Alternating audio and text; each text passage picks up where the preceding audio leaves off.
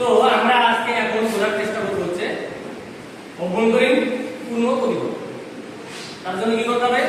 তার জন্য আমরা একটা চিত্র এঁকে নেব। ঠিক আছে, এই চিত্রে এই যে এই রেখাটি তোমরা দেখতে পাচ্ছ, এটা হচ্ছে বিভেদ তল। কার বিভেদ তল? দুটা মাধ্যম। এই রেখার উপরে যেটা আছে সেটা হচ্ছে ঘন মাধ্যম, আর এই রেখার নিচে লঘু মাধ্যম। ঠিক এটা হচ্ছে দুই মাধ্যমের বিভেদ তল, মানে এই তলটাই হচ্ছে দুই মাধ্যমের মধ্যে পার্থক্য তৈরি করবে। ঠিক আছে, তাহলে বিভেদ তল বোঝা গেল। আর এই রেখাটা হচ্ছে অভিলম্ব। এইবার যদি একটা আলোক রশ্মি ঘন মাধ্যম থেকে বললাম লঘু মাধ্যমের দিকে আসছে, কোন মাধ্যম থেকে কোন মাধ্যমের দিকে যাচ্ছে? ঘন মাধ্যম থেকে লঘু মাধ্যমের দিকে। এবার যদি আলোক রশ্মি ঘন মাধ্যম থেকে লঘু মাধ্যমে আসার সময় সংকট কোণে আপতিত হয়, আমি ধরে নিচ্ছি এই কোণটা হচ্ছে সংকট কোণ, যেটাকে থিটা সি দিয়ে বোঝাচ্ছি। কি? Theta C. থিটা সি হচ্ছে সংকট কোণ। যদি সংকট কোণে আপতিত হয় তাহলে এই দুই মাধ্যমের বিভেদ তলে আপতিত হওয়ার পর আলোক রশ্মিটি দুই মাধ্যমের বিভেদ তল বরাবর চলে যাবে, মানে এই বরাবর চলে যাবে।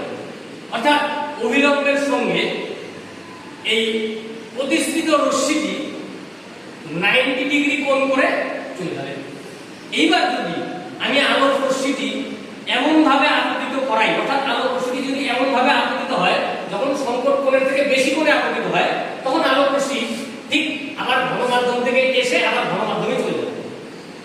ঘন মাধ্যম থেকে এসে আবার ঘন মাধ্যমে চলে যাবে। এই ঘটনাকে বলা হয় অভ্যন্তরীণ পূর্ণ প্রতিফলন। ঠিক বুঝা গেল? এইবারেতে আমরা এই সম্পর্কিত একটা প্রশ্ন, যেটা বাস্তব জীবনে ঘটে, এরকম ধরনের একটা ঘটনা দেখব, আর সেই ঘটনার রেসপেক্টে কি প্রশ্ন হতে পারে সেটা নিয়ে আমরা আলোচনা করব। এবার আমরা কিন্তু সবাই জানি বর্ষার দিনে লক্ষ্য করাই যায় রাস্তার ধারে অনেক কচু গাছ থাকে, সেই কচুর মধ্যে জল পড়ে, জলটা কিন্তু চকচক চকচক করে, পড়ে কিনা? কচু পাতা কিন্তু ভেজে না। এবার এটাই আমরা বোঝার চেষ্টা করব যে কচু পাতা কেন চকচক করে। কি? কচু পাতা কেন চকচক করে? ঠিক আছে, এটার পিছনে কিন্তু কারণ অভ্যন্তরীণ পূর্ণ প্রতিফলন। কি? এবার কচু পাতার মধ্যে অসংখ্য সূক্ষ্ম রোম থাকে। কি থাকে? সূক্ষ্ম রোম থাকে। এবার কচু পাতার উপরে যদি জল ফেলা হয় বা জল পড়ে, তাহলে জল এবং কচু পাতার মাঝখানে একটা বায়ু স্তর আটকে যায়, অর্থাৎ জল তারপরে বায়ু মাধ্যম।